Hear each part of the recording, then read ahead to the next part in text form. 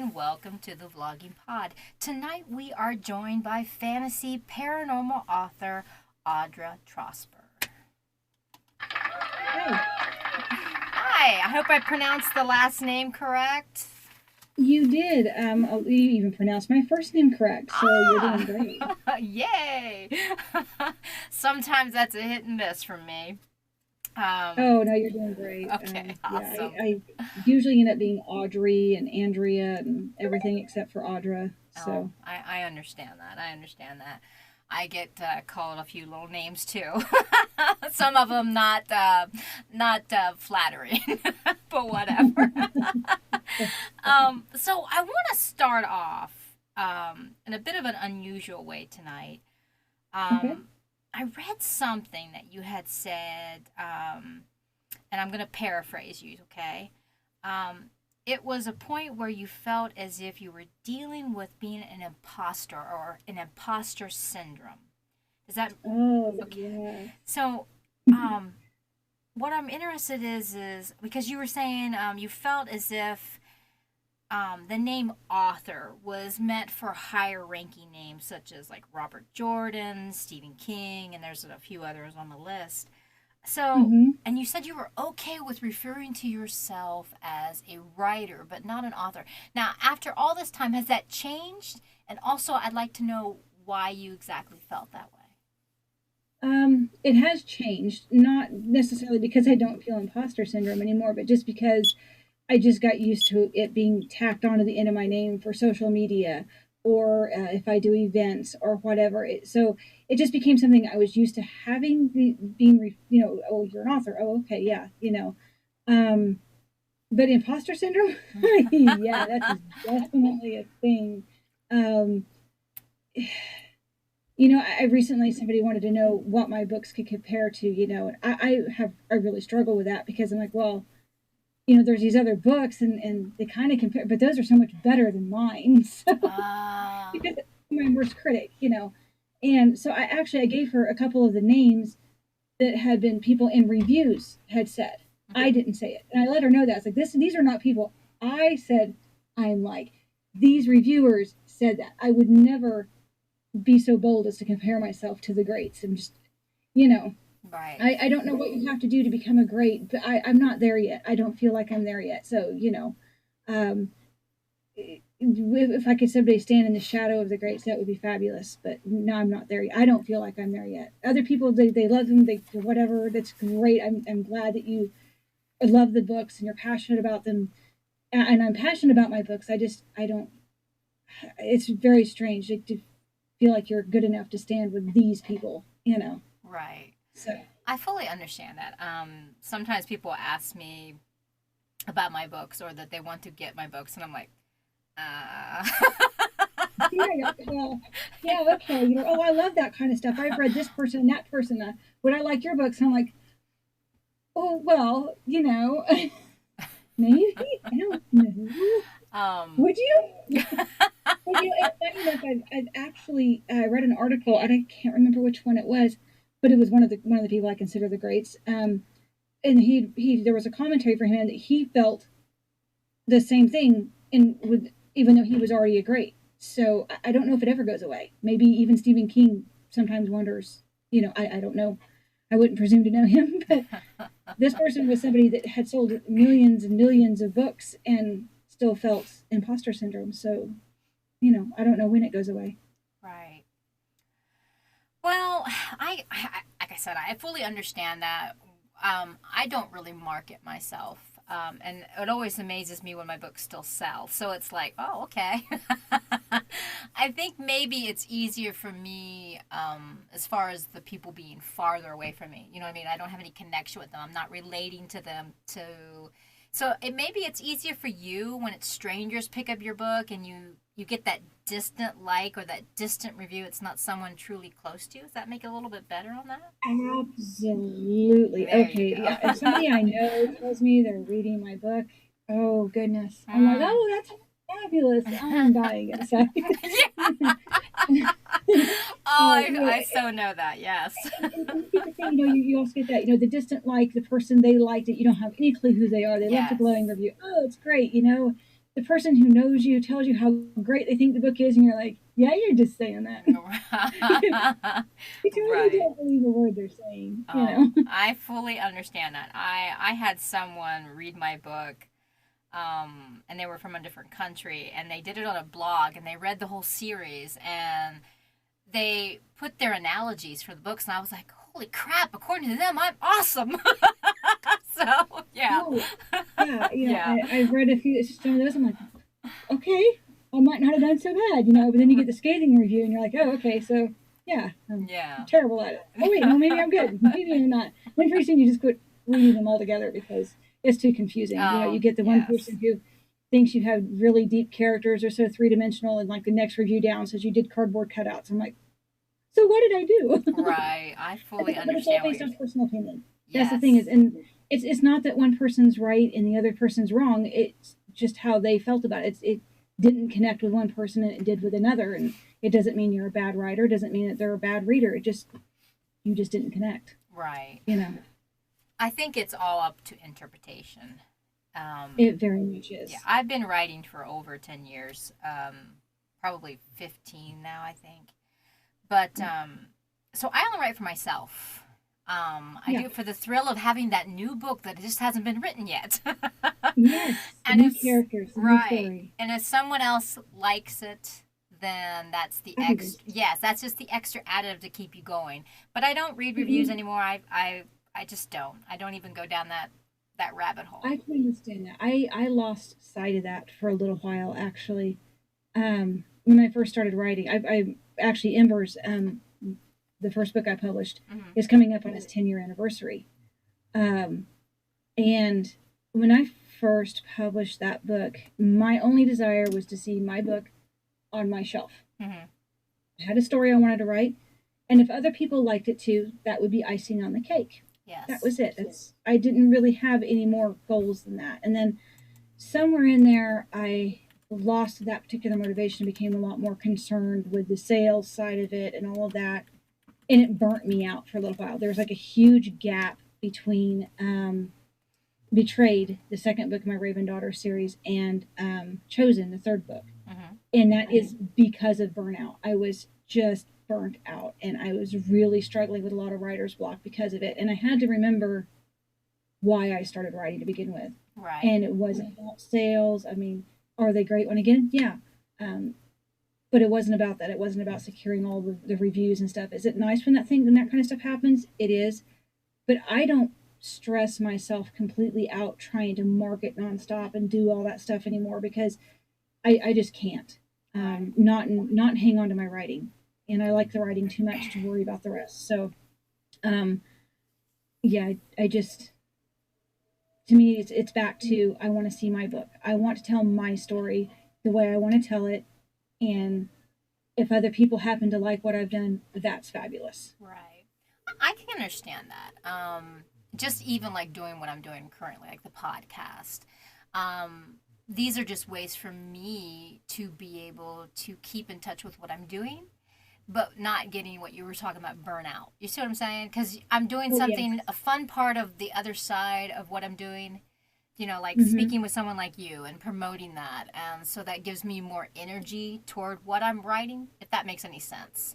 So it That keeps it makes a lot. fresh, right? It keeps it fresh and it's still something new with what I'm doing. So I Yeah. understand that.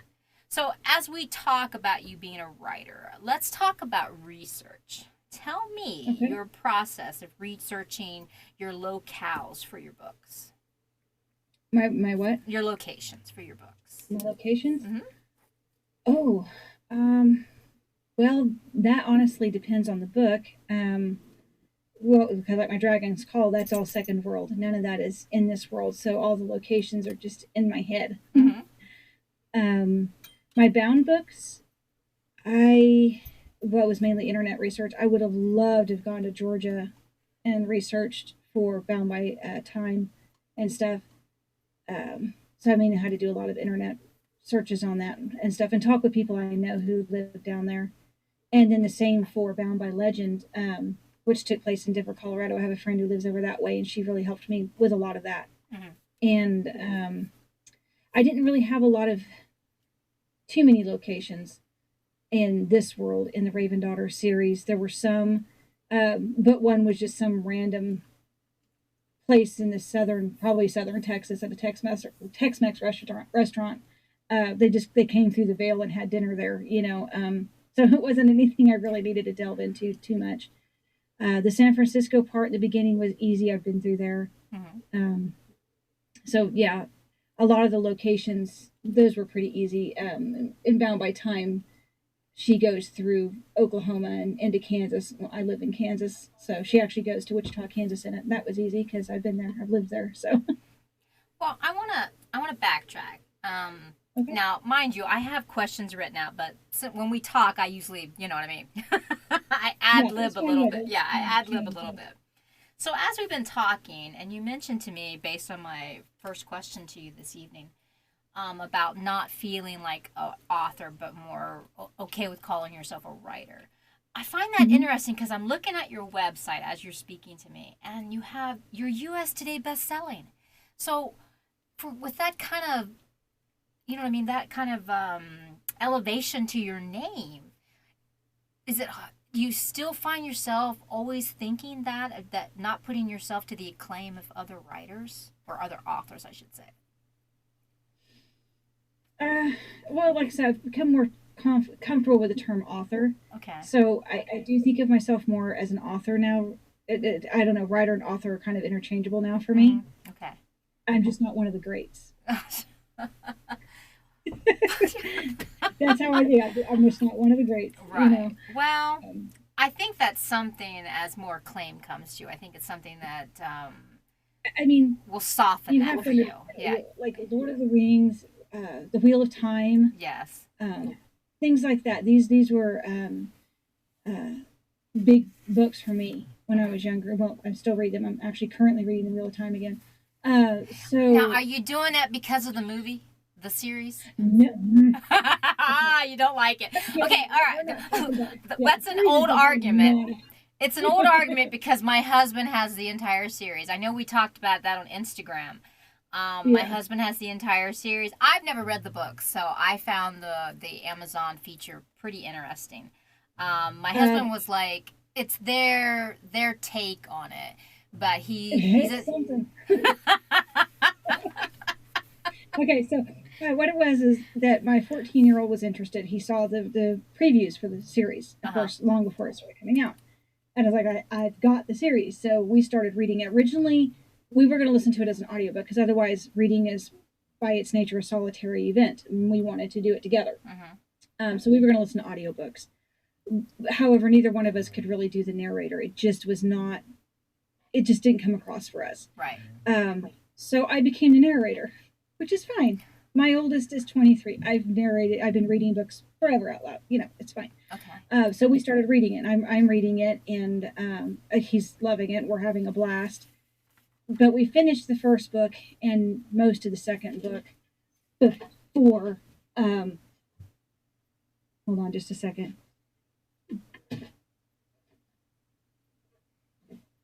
Anyway, before the show came out, and so we sat down to watch it, and I think my son was yelling at the TV more than I was. I'm a much longer term fan. I started reading back in the early 90s and have reread the series every time a new book came out. So I've read it a lot. Okay. And he was still just a brand spanking new fan, and he was not happy.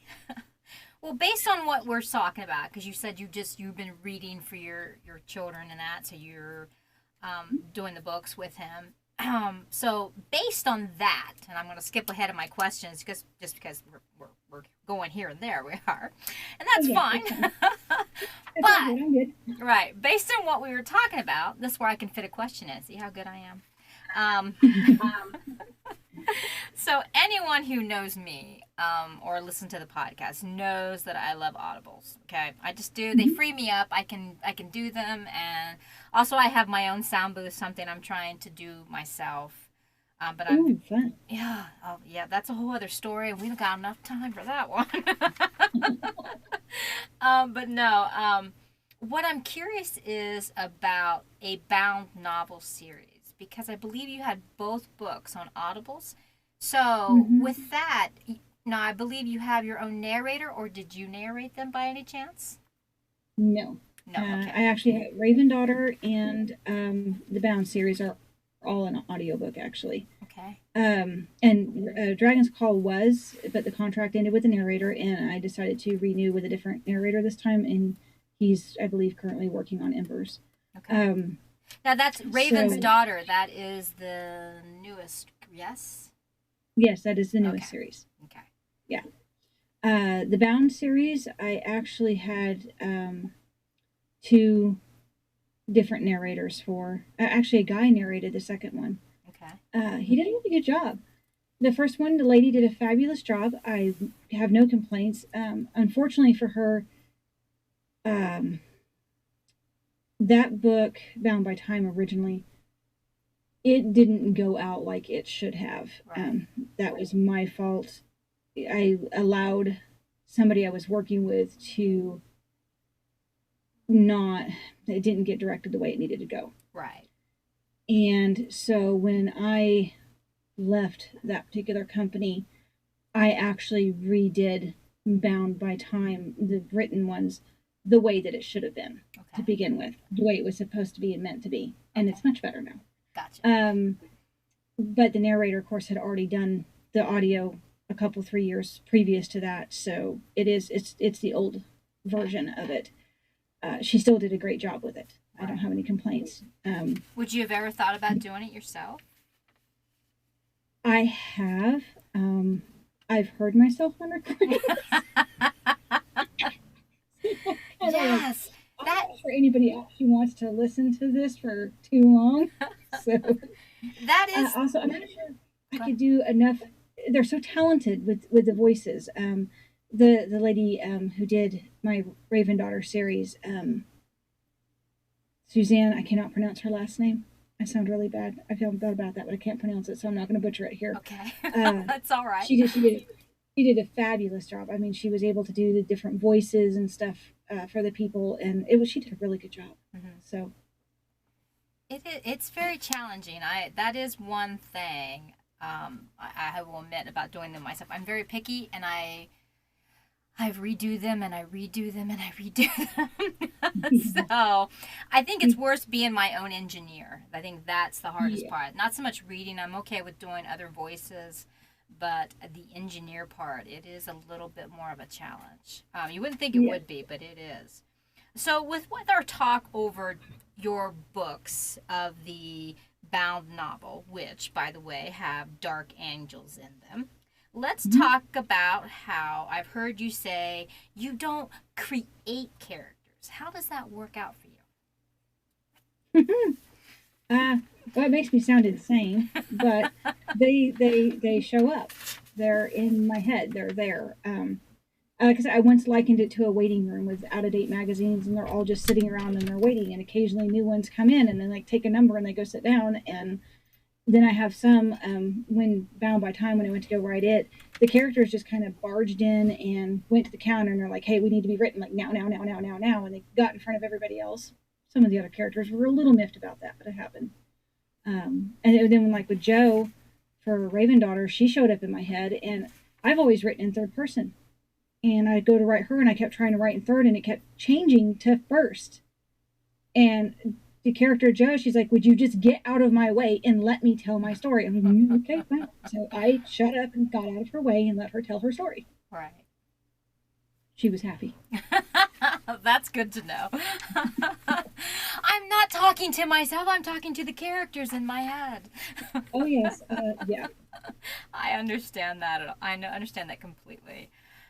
So, with our ongoing talk about your books, I want to take a moment and indulge ourselves over the Dragon's Call series. Can you give us some more details about that? Oh, what do you want to know about it? Well, just let's tell us how the story came about and tell us the overall generals. Don't give anything away, but give us the general story based on what we're going into. It's Something to tempt us, to dive us in. it's very much your good versus evil story. There is not a lot of great characters necessarily. It's very much good versus evil, dark versus light. I had a lot of fun with it. You have they're not fighting against like an evil god or anything, though. They're actually fighting against other evil dragons and people. That's where the evil in the world comes from. It's from other people and stuff. It's not something supernatural as far as that goes. Um, you get there's there's multiple POV characters from a lot of different walks in life, and it's about their struggle to become who they are and figure out that because of magic and dragons, they're not remembered well. In fact, it's illegal to use magic, and dragons are thought gone, and they're not. And you're not going to go crazy if you use magic. And so they have to come to grips with that, and they have to help the world come to grips with that too, because otherwise the bad dragons are going to take everything over. It's not going to go well for anybody. So Nice. Nice. So magic's gone and dragons are the dragons are dragons are gone. Magic is still there, but people who are found to use it they're just executed. Oh, Most of wow. them just turn themselves in because they all think they're going to go insane and kill everybody around them, and they don't want to do that, so they just turn themselves in. They're like, "Yeah, this is bad. Let me go." So this is So it's a 3-book series, yes. it Are is. is it finished or is there any more to come on it? It is technically finished. Okay. Everything's all wrapped up. I am going to write another book in it, Okay. but everything that you need wrapped up in this one's. I just left a door open to explore more stories. But there's Nice. this yeah. Okay, well, I like dragons and I like books with a lot of them in this series, so I'll keep that one on my my WIP. If you like a good bond between writer and dragon, it has that. There's some romance in there. It's romance on the side. It's not the main focus of the story, but it is their friendships. Excuse me. No problem. Are a big thing in it.